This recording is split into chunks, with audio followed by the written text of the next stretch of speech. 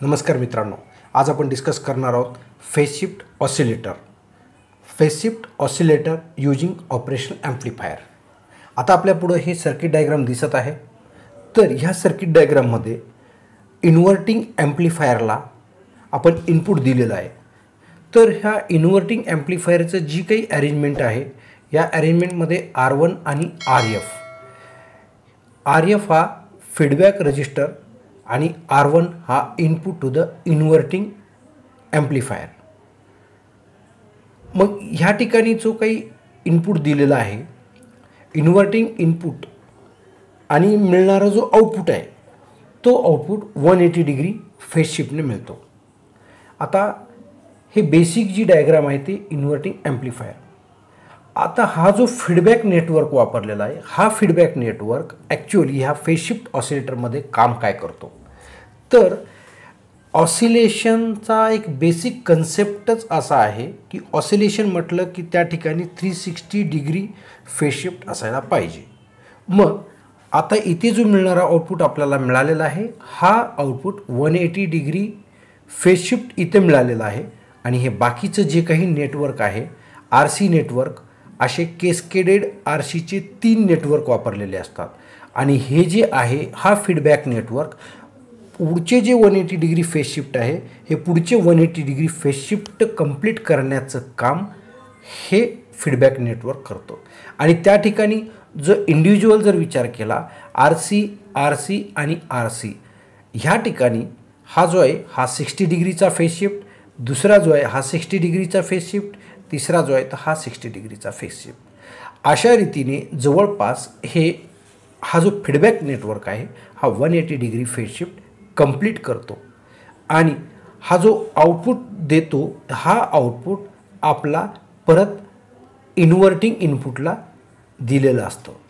मग इन्व्हर्टिंग इनपुटला दिल्यामुळं ह्या ठिकाणी मग परत 30 सायकल हा जो inverting amplifier 180 degree phase shift आणि हा जो फीडबॅक नेटवर्क आहे तो 180 डिग्री फेज शिफ्ट. अशा पद्धतीनं एक ऑसिलेशन कंप्लीट होतं. आणि हे ऑसिलेशन कंप्लीट होतं म्हणजेच 360 डिग्री फेज शिफ्ट कंप्लीट होते.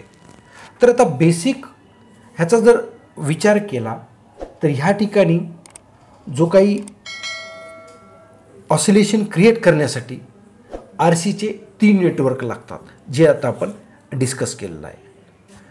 आता हा क्रायटेरिया फुलफिल करण्यासाठी 2 गोष्टीची गरज आहे. ती म्हणजे कंप्लीट 360 डिग्री फेज शिफ्ट आणि दुसरी आहे ती युनिटी गेन असणं महत्त्वाचं आहे. तर जेव्हाही आपण फेज शिफ्ट ऑसिलेटरची जर स्टेबल फ्रिक्वेन्सी जर पाहायचा असेल, तर सुरुवातीची जी काही केस असेल, तर ती केस म्हणजे RF डिवायडेड बाय R1 ह्याची जी काही व्हॅल्यू येते दॅट इज इक्वल टू 29 ही आली तर फेज शिफ्ट ऑसिलेटरचा पहिला कन्सेप्ट आपला व्हॅलिडेट झाला. म्हणजे जे दिलेलं सर्किट आहे ते व्हॅलिडेशन आहे असं आपण म्हणू शकतो. म्हणजेच ह्या ठिकाणी जर सपोज 30 किलो ओमचा रजिस्टर वापरलेला आहे आणि ह्या ठिकाणी 1 किलो ओमचा जर रजिस्टर वापरलेला असेल, त्याचा जो काही रेशो येतो तो रेशो आहे तो 29, ॲटलिस्ट 29 असायला पाहिजे. अशी एक बेसिक कन्सेप्ट आहे. हा कन्सेप्ट क्लिअर झाला. हा व्हॅलिडेट झाल्यानंतर आपली जी दुसरी स्टेज येते ते RC नेटवर्क सिलेक्ट करणं. तर हे जी काही ऑसिलेशनची जी काही फ्रिक्वेन्सी आहे, ती फ्रिक्वेन्सी ह्या फॉर्म्युल्यानुसार नोटिफाय केलेली असते. F0 = 1/2π √6 RC. आता √6 RC ह्याचं एक मोठं डेरिवेशन जर पाहायचं असेल तर आपल्याला नेटवरती उपलब्ध आहे. आणि रमाकांत गायकवाड या ऑथरच्या पुस्तकामध्ये पण खूप सुंदर विश्लेषण केलेलं आहे. पण आपण फक्त प्रॅक्टिकल पॉईंट ऑफ व्ह्यूने एक डिस्कस करत आहोत आणि brief discussion of the theory. मग त्यानंतर जो आता डिस्कस केल्याप्रमाणे हा जो frequency gain must be at least 29, म्हणजेच RF divided by R1 at least 29 असायला पाहिजे. 29पेक्षा जास्त असेल तरी चालतं.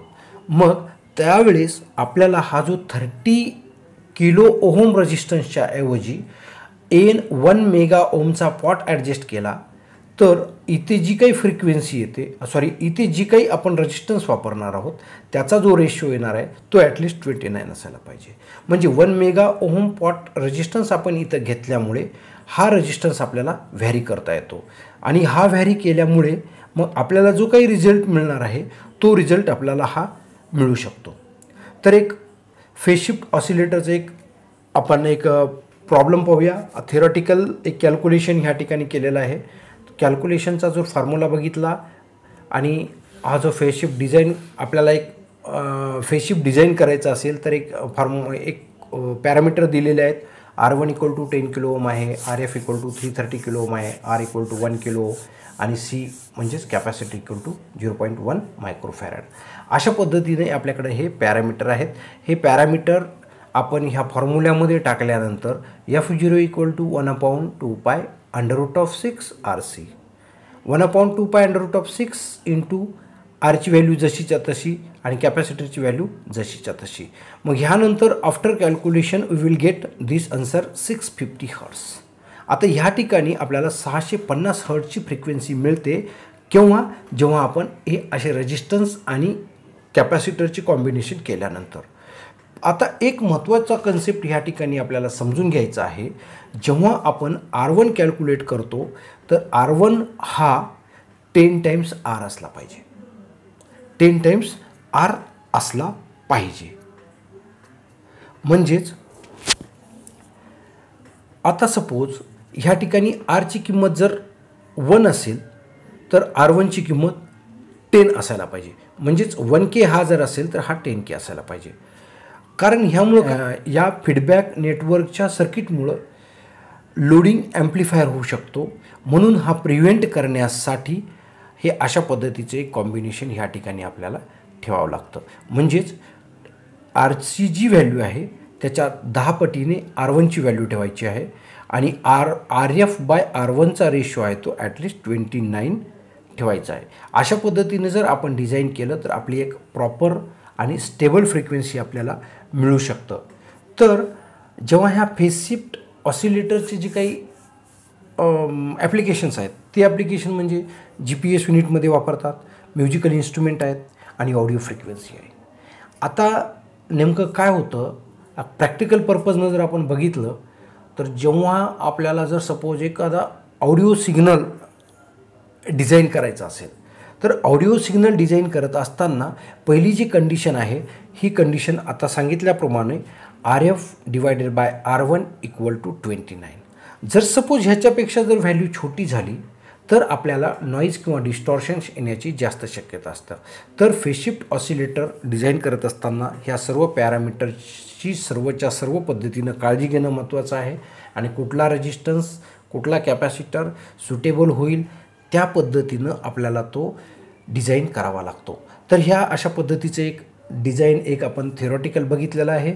आता मी प्रॅक्टिकलचा डेमो दाखवतो. या थेरॉटिकलमध्ये आपल्याला जी फ्रिक्वेन्सी 650 हर्ट्स मिळाली कदाचित प्रॅक्टिकलमध्ये कमी होऊ शकतं किंवा मग मी जे काही अँड्रॉईड मोबाईल वापरतो आहे त्यावरती जो दिसणारा म्हणजे अँड्रॉईड मोबाईलमध्ये जो काही ऑसिलोस्कोप आहे त्या ऑसिलोस्कोपचा मी वापर करतो. कदाचित कमी व्हॅल्यू दिसेल किंवा जास्तही दिसेल पण आपल्याला एक फेज शिफ्ट ऑसिलेटर कसा डिझाईन करायचा आपल्याला त्याचा एक डेमो आपल्याला पाहता येईल.